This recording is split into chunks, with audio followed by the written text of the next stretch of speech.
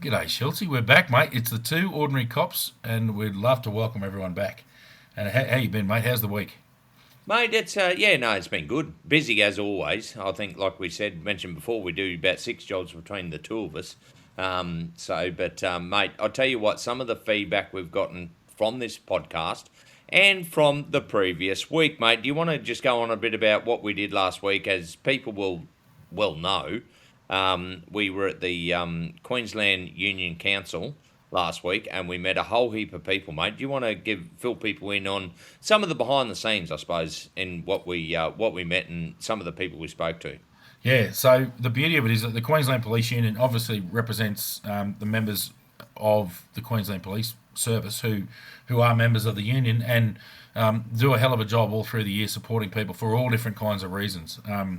And, it goes all the way from negotiating the consent agreements right through to support during critical incidents and mental health support and all the rest of it. There's a lot that they do, and we could go on about that forever. But all of the jurisdictions have a similar setup, an association or a union that looks out for their members. And it was brilliant to go along and see the Queensland Police Union in full swing. It was just, we both mentioned it, and we said it quite a bit last week. We were instantly with our people. It was great. Yep. I think that's what we'll talk about tonight. Is that why did we feel so comfortable straight away? And we can probably break it down and tell the listeners why you can get two worn-out old NT coppers who've had nothing to do with the Queensland Police, put them in that spot, and straight away we just got along with everybody. So, but I've got a hell of a list of names because we said we'll give you a shout out. So anyway, I got a list. Mate, just before you carry on, mate, Yeah. I did promise a couple of weeks ago, Vic Pole, one of the members there, sent through a message. Basically in relation to Sergeant Matty Patton. He died while working in Peru, and they'd like us to give a shout out to him. He just said he was just an excellent guy. He genuinely cared about everybody. Regular calls to catch up and yarn and solve problems. And the world's the worst place without him. You always get those people. We've had them in our career that are just there for people, and they look after people. They go above and beyond, and I think it's important that they get recognised because it just means a lot to those serving members and probably people outside. To get the amount of support, and they just go above and beyond and look after their people. Yeah, there's the departments, all the jurisdictions are full of these people who are just legends of the job. And they always seem to be hovering around that sergeant, senior sergeant, maybe superintendent level. They're just the old stalwarts who really look after everybody. And every jurisdiction's got them, and they're just legends. So, yeah, absolutely, the poor bugger, like just on leave over there hiking. And what hit us about that was it was a real reach out. It was, guys, this guy was a dead set legend, and in no sense, oh, he's a good bloke. No, they're saying no. It's a huge loss. The police force in Victoria is massively grieving his loss. So, absolutely, I know what that's like. We've lost a couple: Keith Curry, Tony Henrys, Gary Smith. RIP. But yeah, those absolute legend, Mickey D, Jesus. Yeah, I mate. totally get it. Yeah. It's So mate. It's a big shock to everybody. And look, don't worry. The Blue family is grieving with you because we understand what it's like. And which probably leads us on. But before we do, we've got a great cartonable offence at the end of this episode. So listen in. This is an absolute cracker. But mate, I think it's important that we go into why it affects the Blue family, and I think that goes in line with tonight after our last week. So, mate, do you want to kick it on? Yeah. So what was amazing is that I only knew one person from Queensland Police Service going into the conference. So Jake Lacey, who's a friend of the podcast, mate, he's been on. We'll get him on again. We might stitch him up there. We might just get him on spontaneously, but.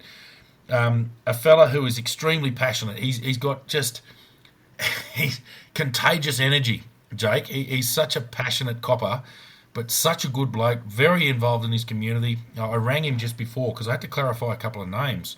of people we wanted to shout out for tonight. And he's a bloke who lives and breathes the coppers, but he lives and breathes the community. He was literally taking his kid, his young fella, off to footy training where he's the coach. So he's coaching these young fellas. They're grade 3, so little blokes playing footy. And that's just the way he is. He's always been involved. He was the same in Mount Isa. He's the same nowadays down in Burpengary. So he's just one of those fellas, a big, effective, happy dude who just gets it done. And I need to apologise again to him because if anyone listened last week, he's the one who yelled out, be better, and I yelled back to him, be skinnier, and poor bugger, I shot him down. And I'm fatter than him, like fair dinkum. So anyway, that was... So anybody listening, it was actually probably one of the big crackers of the recording, I think.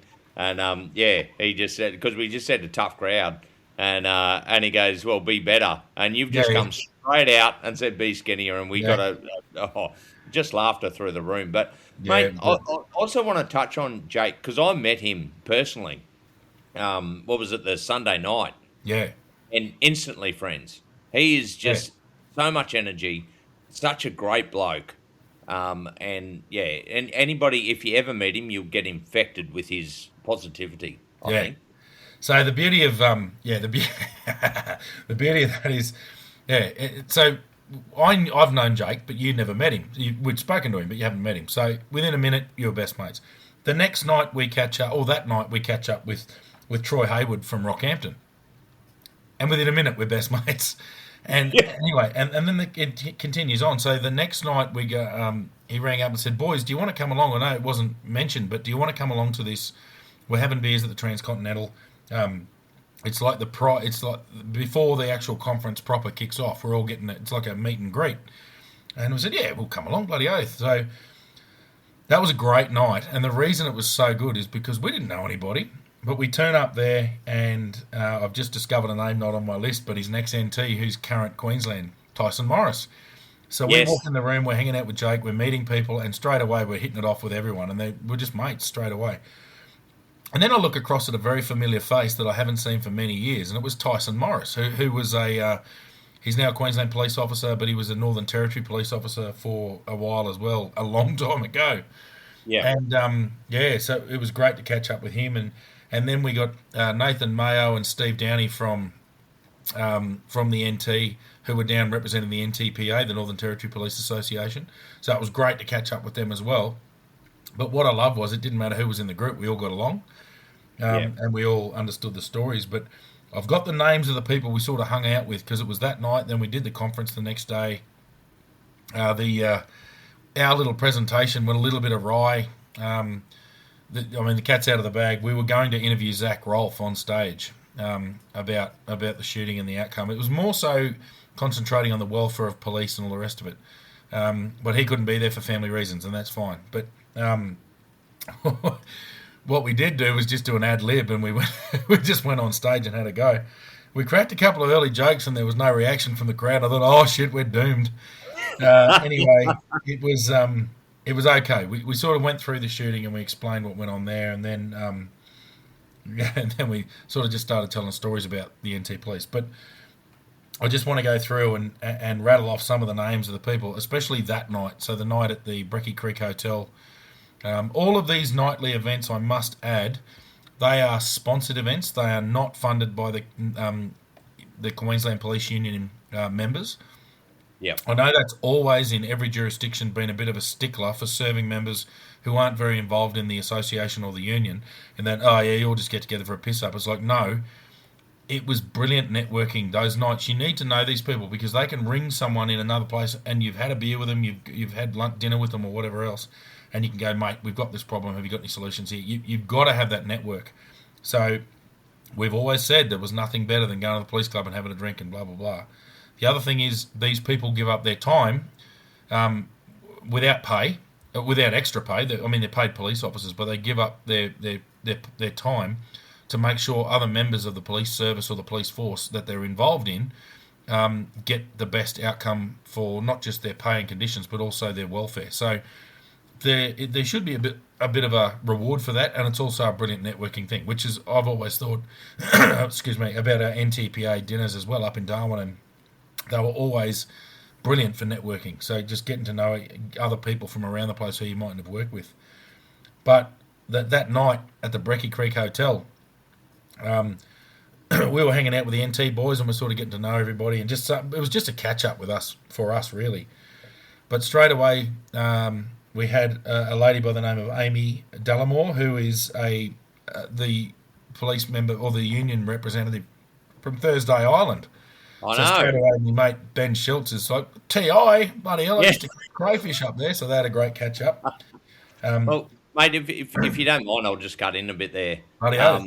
Yeah, because I was having a chat to her about TI because I lived up there for 10 years before I was a copper, and it was great. The conversations we had and talking about the community and all that sort of stuff. And mate, I have to give a shout out to Will Kitchen because we discussed my second cousin that's working up there, and she just thought he was outstanding. So a big shout out to him. He's done what we would say going bush and learnt the tools of the trade, and just he's excelling in everything he does. And I think that's one of the things we've always pushed is about going bush and learning that side of it, learning how to communicate, because out there you don't have the backup, you don't have the resources available that would do in either Gold Coast, Brisbane, or Sunshine Coast, Cairns, those sort of areas. Yeah, so yeah, big shout out to you, Will. We got great feedback on how you becoming a good police officer. So yeah, I think that's worthy of a shout out. Yeah, bloody oath. But yeah, I'll rattle off a few names because I did tell them we'd get them sorted. So obviously, we mentioned Jake, of course. A big shout to Shane Pryor, the general president of the union. And I told him face to face, I said, mate, one thing I really like about you is he's a senior constable in the police service. However, he's the president, he's the general president of the union, so he obviously has to mix it with politicians, mix it with the commissioner, commissioned officers all the time. He holds himself magnificently when he's doing that, but that's all well and good. What I really love is he puts his uniform on with his two stripes and he goes out in the middle of the night and does the job. To this day, he still does it. Yep. He does operational shifts just to keep himself completely current, to be on the road. None of this turn up as a union president and have a meeting during day shift with whoever's on. He goes out and does a night shift in Townsville, in Cairns, in Brisbane City Watch House, in Townsville Watch House. He'll probably do one in Mount Isa. He'll do one anywhere. He could do one in Doomadgee. Who knows? And he probably will. So that to me is absolute genuineness. That is, I need to know what is going on so I can improve what's going on. So I take my hat off to him for that, because it's not necessary. It's not expected, I should say, from the General Police Union president. He's got a lot on his plate. But yeah, for him to be doing that, and I told him this face to face on Tuesday last week, I said, mate, that to me is really impressive. And what I also love is that he's a senior constable. He's not a senior sergeant. He's not a manager. He's a senior on the ground copper, and that's great. Sharing Yep. his knowledge of policing, because he's also a very experienced police officer. So it's just excellent. And I really rate that. That is as genuine as it gets. There's been a lot of criticism around unions and associations in the police service and police forces, but that's genuine. And I spoke to the guy, and he's a genuine guy. He's busy, like we couldn't talk for too long. There's too many people trying to grab him, but I really appreciated that. But mate, I've Mate, got this. Sorry, you go. I'll just, yeah, mate, I'll just cut in there. He is a busy man. Like, everybody wants his attention, and rightly so. But he always took the time to talk with us, Yeah. and I think that's very important. I've been following him, and he was just up in Townsville, I think, last week doing on the road general duties, just seeing what the coppers deal with in and day out. And I'll tell you what, Townsville would have to be one of the most volatile places, I think, at the moment you can probably work. I mean, there would be others, but it's to go to somewhere like that really gives you an insight in what coppers face day to day, and it is so important for a union president to be able to do that. And I think one thing that I really enjoyed about him, he will have a conversation, but he reminds me a bit of Finney, who's Oh yeah. the rep up in Northern Territory, and just down to earth. He'll say what he thinks. He's there for the coppers. He's got their back, and that is so important, especially when you're president. Yeah. I love genuine. I can Yes, smell a rat. I can smell a rat from 1,000 yards, and I'm telling you now, they were genuine, and I mean that. I could really tell that he was busy. The poor bugger was getting dragged in every different direction, but he was definitely genuine. So that was really good. But Yep. yeah, I'll go through the names, mate. We caught up with a lot of people who there, and these were instant mates. Like it was just instant mates, and out in the beers and having a good time and all the rest. We didn't get their full names, so I had to ring Jake just before and get them all. But I'll go through.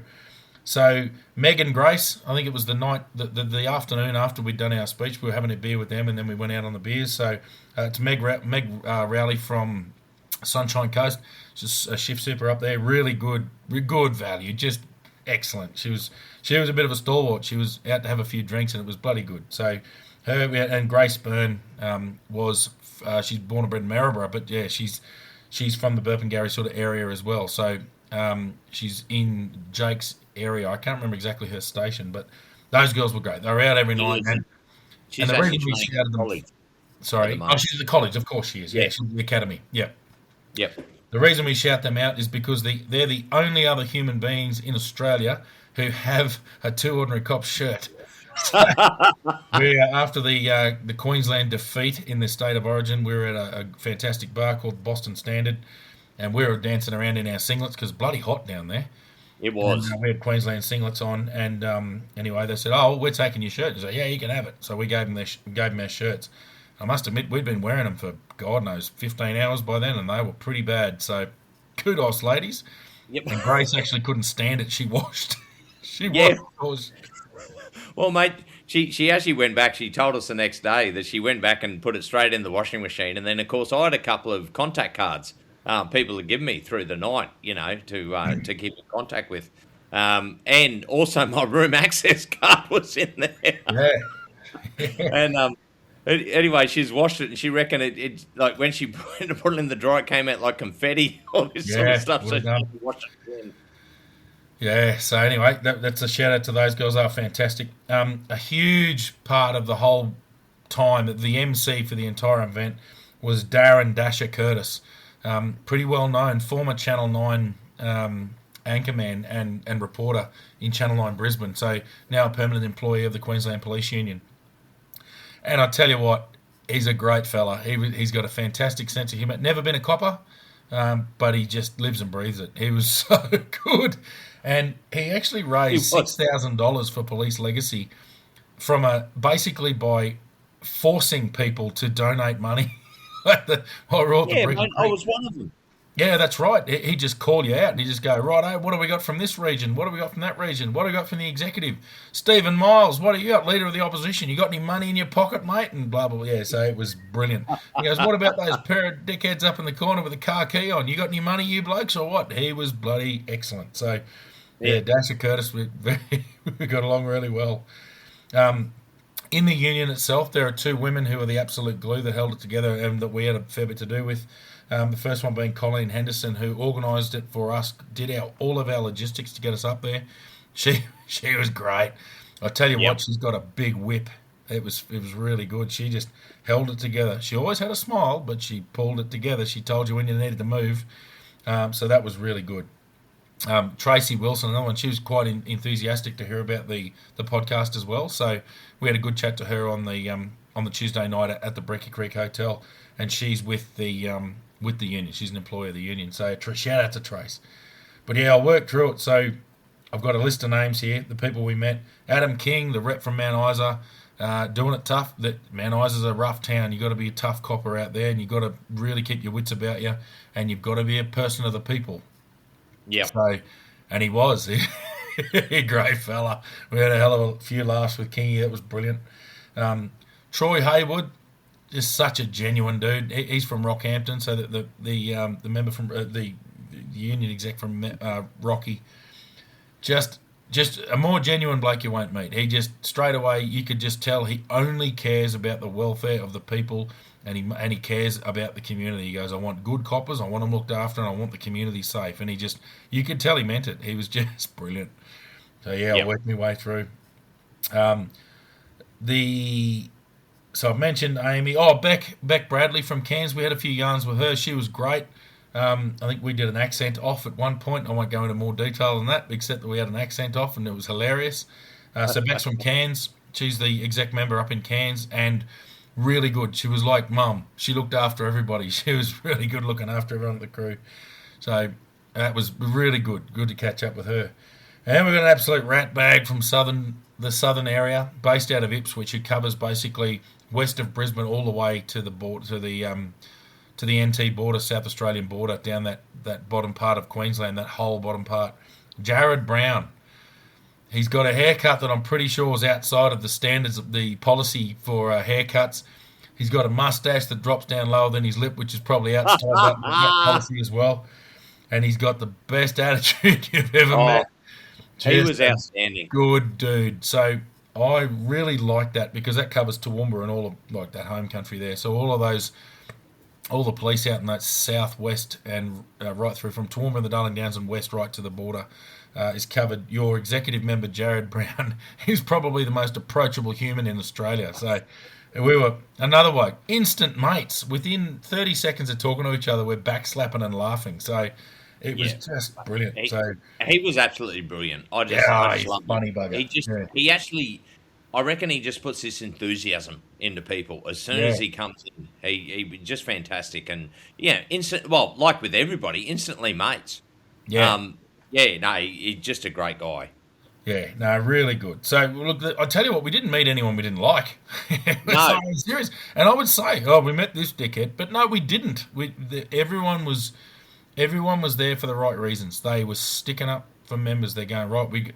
They also said, look, we don't always get it right. That's the yep, beauty of this crowd was that they were very realistic. You've got a fairly experienced crew who are doing this, and they're doing it for the right reasons. They're all about if the community's dealing with coppers who are not mentally healthy, then that's not good for the community. So we need to keep them safe. You know, the police deal with a lot of shit. They're very accountable for stuff. It's a hard job, believe it it or is. not. So these guys are there doing that. And I think another person I really want to shout out is Dr. Jackie Drew. Yes, They've developed Cop Care now. So the Queensland government has put in around $5.5 million towards a police-specific organisation, so a charity called Cop Care. I think I touched on it briefly last week, but they're an organisation that are all for keeping police officers mentally healthy. And the reason this is important is because we need the coppers on the road to be mentally healthy in order to provide the best service they possibly can for the public. So at the end of the day, it's a huge, it's a good investment by the Queensland government, but it's going to pay back tenfold for the community because straight away now the stuff that we're talking about and have been talking about for years is that police do a very difficult job.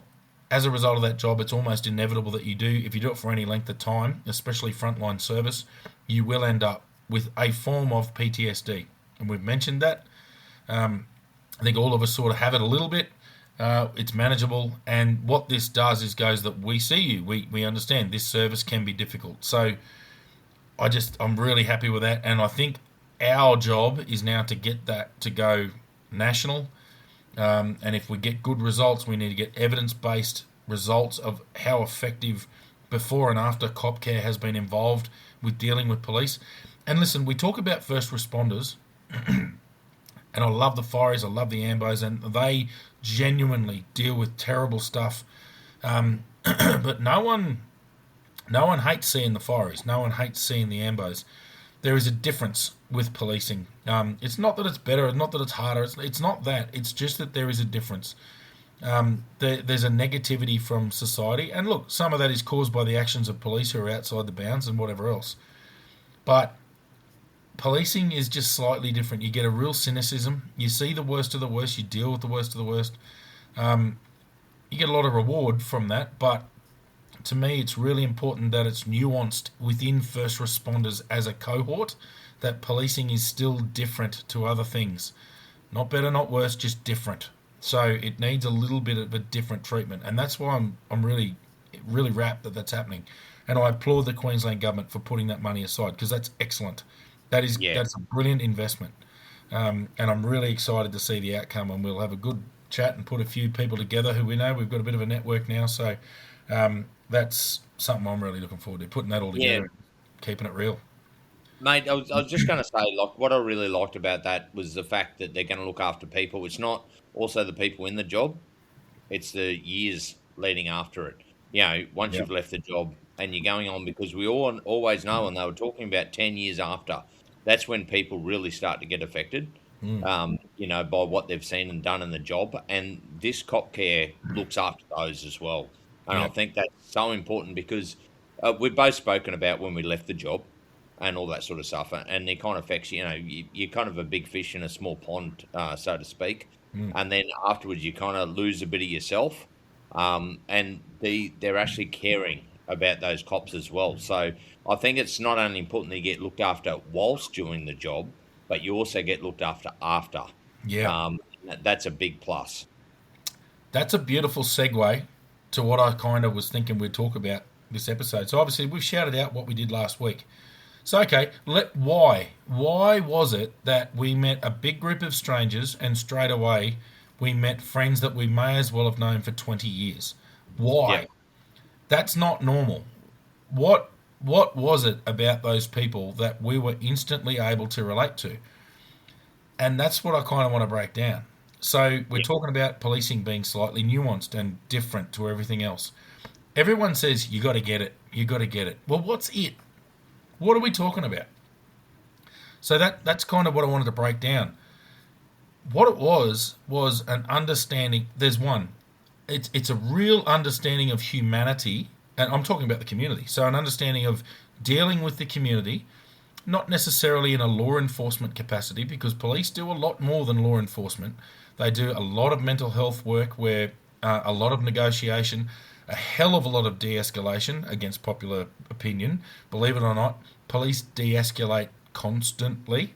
And then there are times when you simply cannot de-escalate. You have to protect yourself, or you have to protect others, and that's a different story. Or you have to take a person into custody, and there's no other way but using force.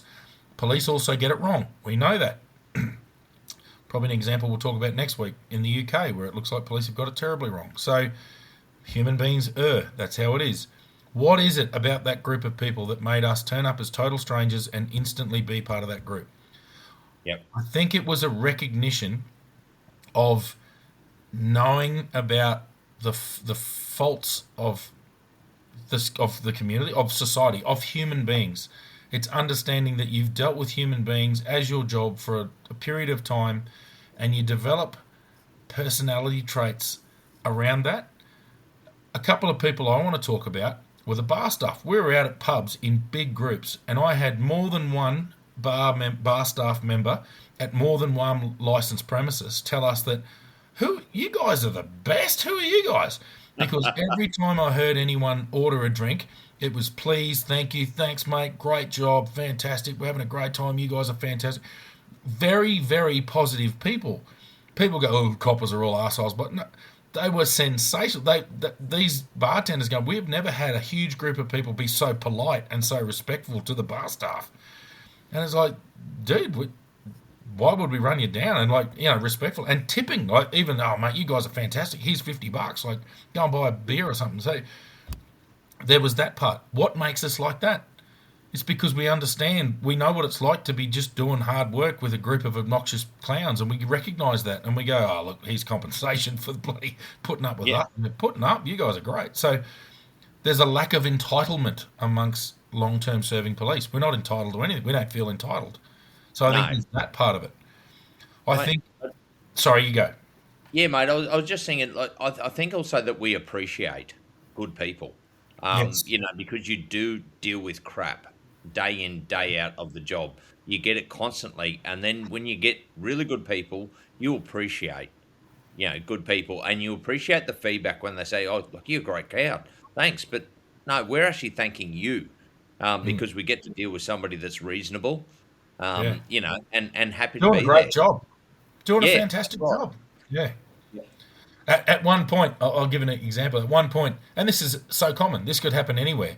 Um, One of the girls came out. We're at the Brecky Creek Hotel, and they cooked Christ knows how many steaks, and they were amazing.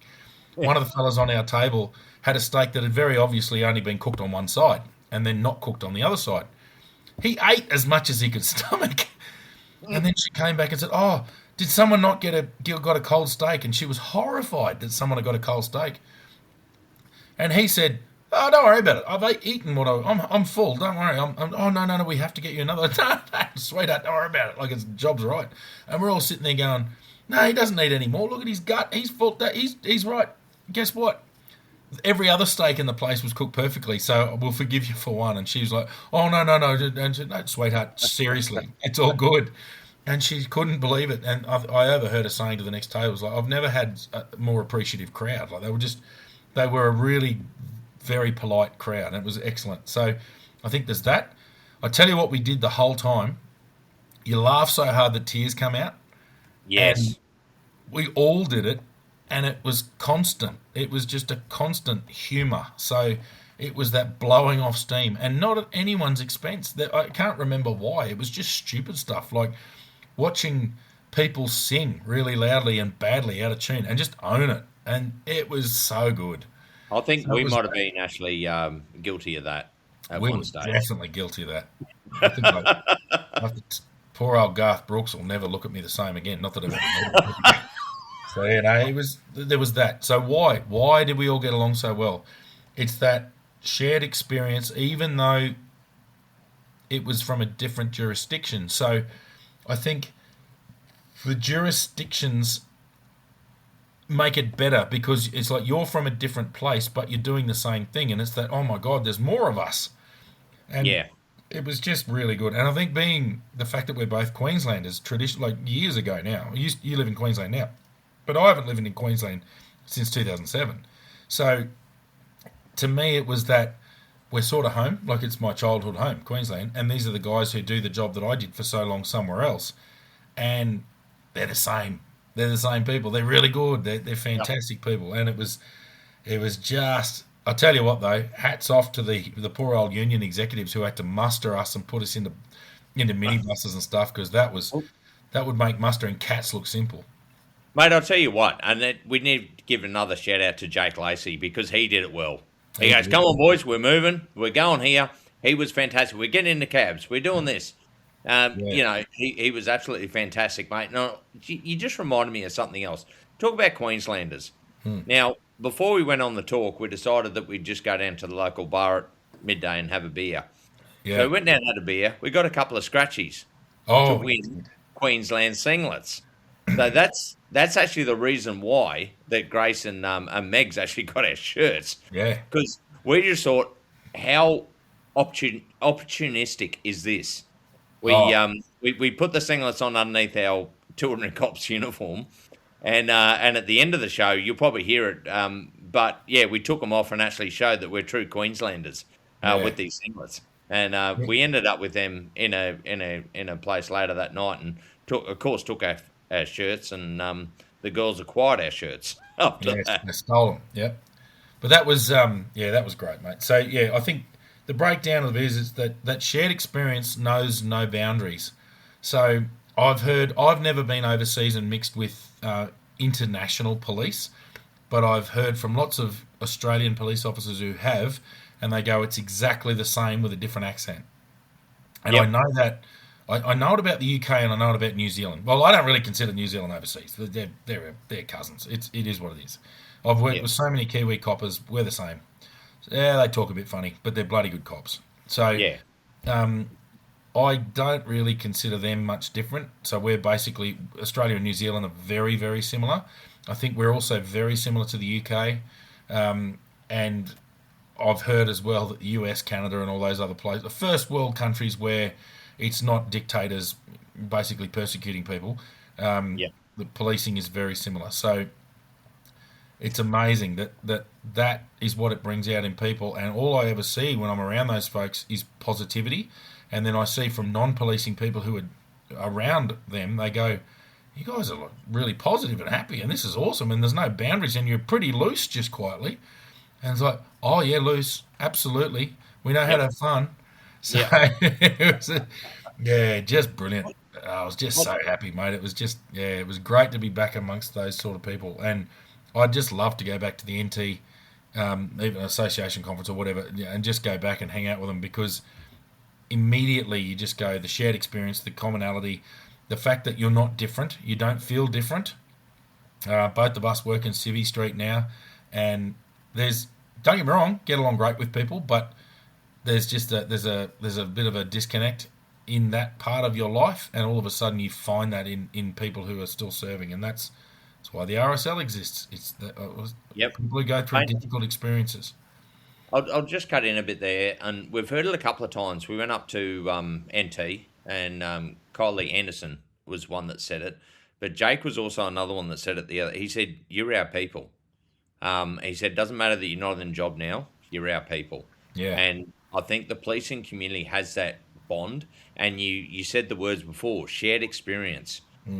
You've all been through the crap, and you can talk about it. The other good thing about it was it was a safe space. Where we were yeah, chatting to people was a safe space, and you just felt able to talk.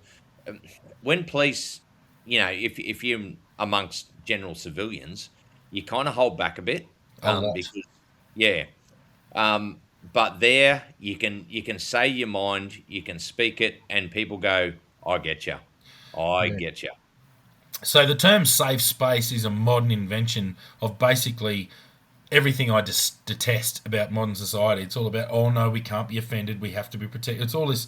It's what it is absolutely kid gloving adults and removing accountability and removing responsibility and just weakling behaviour. Like, come on, harden up, be resilient.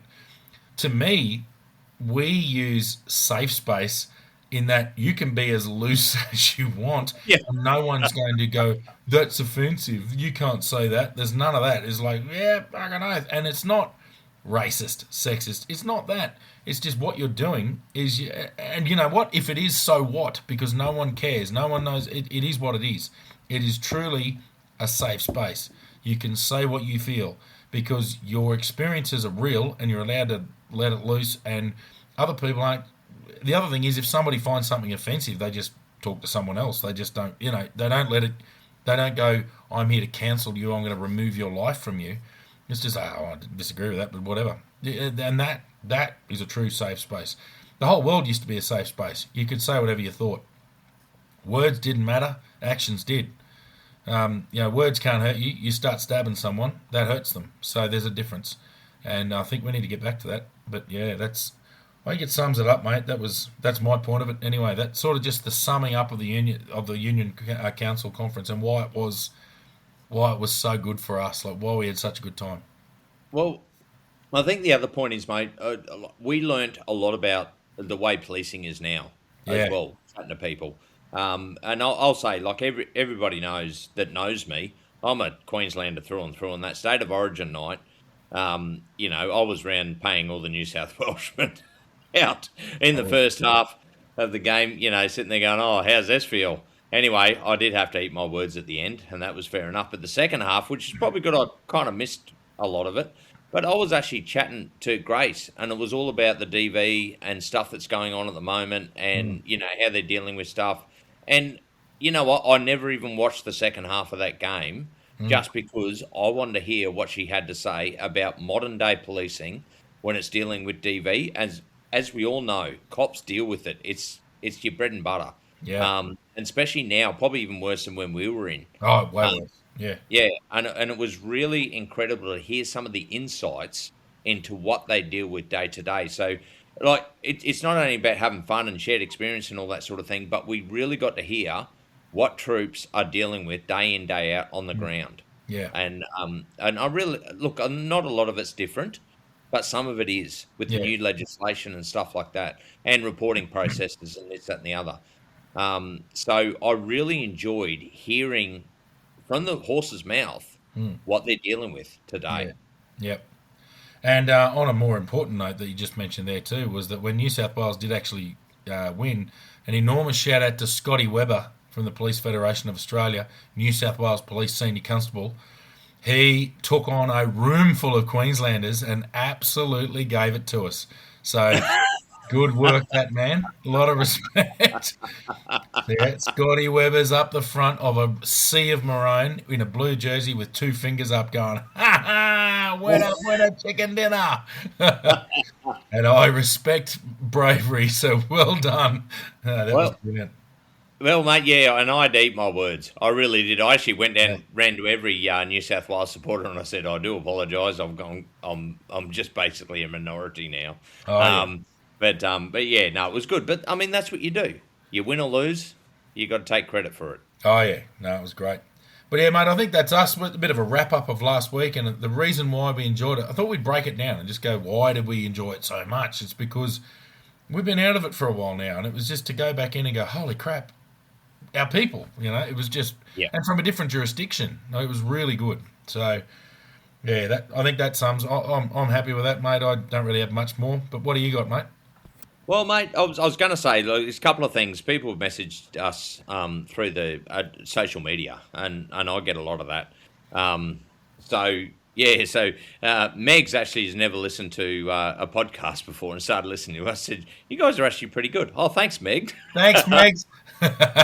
I'm glad you thought we're not completely retarded. That's good. Yeah, good. She goes on. She goes, I think you're number one fan. I said, well, look, you're gonna have to challenge Damo Duggs for that from Victoria Police. Yeah. Who's actually taken our stubby cooler. He's over in China at the moment. He's sending us photos of our stubby cooler in front of different iconic places. It's That's excellent. yeah, absolute classic. However, Megs, Damo Duggs does not have an official Two and Cops shirt, so you've No, got you one got up one on up him. there. Yeah. um, Yeah. and mate, the other thing I'm going to have to mention, we have a cartonable offence. Oh, we do. We do. It's a really good one. Another Vic poll sent through. So just recently, I'll go through it because he actually sent it through as an audio. So Just I'm going to don't have to. identify the district. We've identified the state. That's all we're going to say. Hmm. Exactly. So apparently they've during their meal break they've had to go out and they've got some Nando's. And anyway, as they hop back in the car, he's this noise. It's like a squirting noise, and he's gone, "Oh, what was that?" Anyway, turns to his mate. He goes, "Mate, did you hear that?" And he goes, "No, I didn't hear anything." Anyway, all right. So they're travelling back, and then he sits there and goes, he coughed, and he goes, "Hold on, I know what that's like." So anybody that's ever dealt with pepper spray knows what Oh, pepper yeah. spray is like, and especially Yeah. in a contained Spicy area. oranges. Anyway, Oh, so what's gone off? His actually personal pepper spray has gone off in his trousers. So this has happened a couple of times in the past, and I won't mention those now. But this one's pretty significant. Anyway, he's gone down. He's looked, and it looked like he's pissed himself. It's a wet patch of this pepper spray in his crotch. I probably Now, would have pissed myself. mate, anybody that's ever felt, how would you say it, pepper spray on quite an intimate part of the body, Yeah. Oleoresin knows. capsicane spray applied to the genitals is not advised.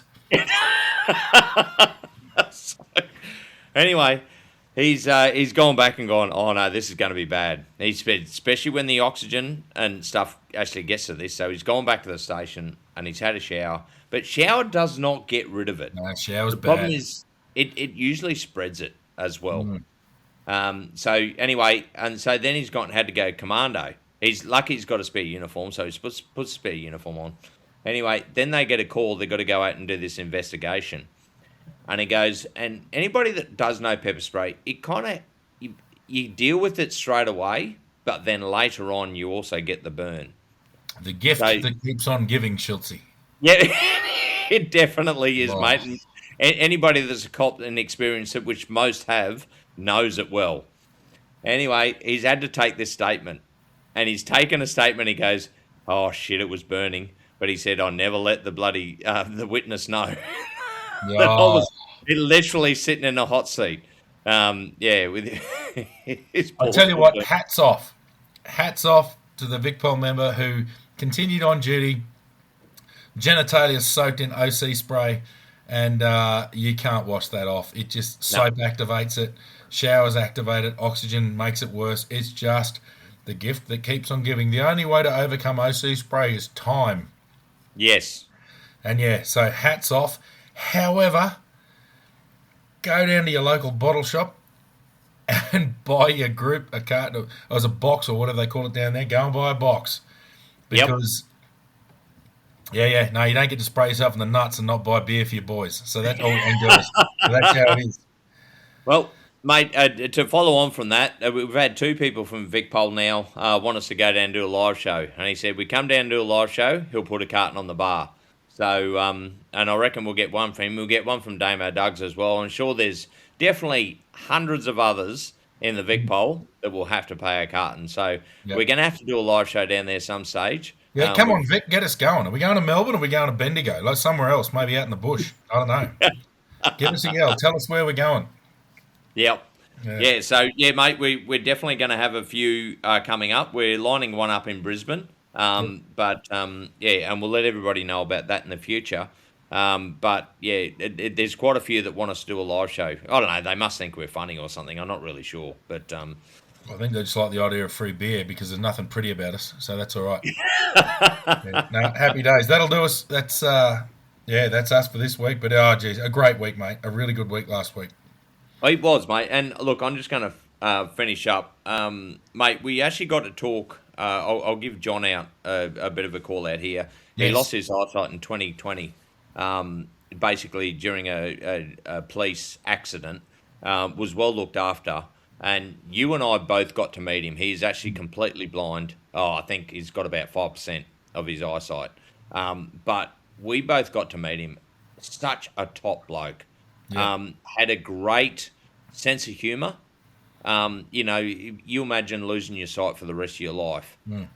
But he was just funny, had a great yarn, and he's still active in the He's a in sworn the member. Queensland. He's a sworn member. So, what's so impressive about John Kenworthy is that he is the only known sworn police officer, especially definitely in Australia, who is legally completely blind. So Yep. it was an on duty incident that caused his blindness. And kudos to the Queensland Police Service for keeping him employed in whatever capacity he could do. But he is still a sworn police officer. He has arrest powers. He has all the powers of everybody else. He just doesn't have his eyesight. So he's absolutely inspirational. And I think he's someone we'd love to have a chat to. And I think we might have to line that up. So yeah, Yep. that was something that was really impressive and just such a positive outlook on life.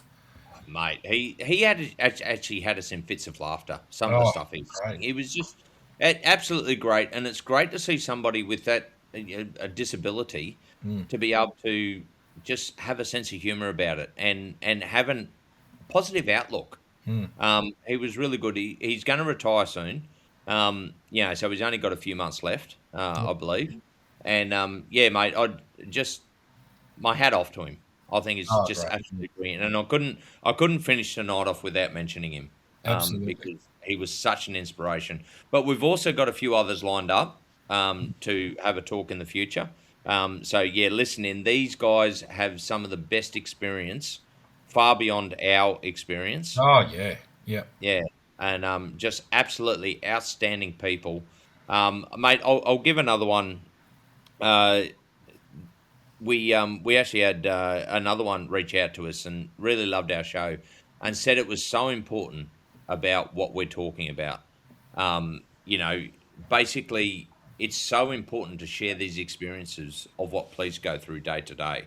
Mm. Um, so I thought that was really good, and that's you, Bree. We'll give you a shout out because we love that feedback as well. Mm. And you know, she's doing an absolutely tough job, Mm. and hat off to her for doing what she does. But yeah, it's a difficult job, and we're happy to actually share the experiences of what police are and normalise the police force, which is what that's why we started this. Yep. Human beings, mate. Human beings. Yep. No, Yeah. happy days, mate. So that's us this week. Really good week last week, and we've wrapped it up pretty well there, and that's why we enjoyed it. And we'll be back next week as we always are. And yeah, fantastic. All right, we'll see you all again next week.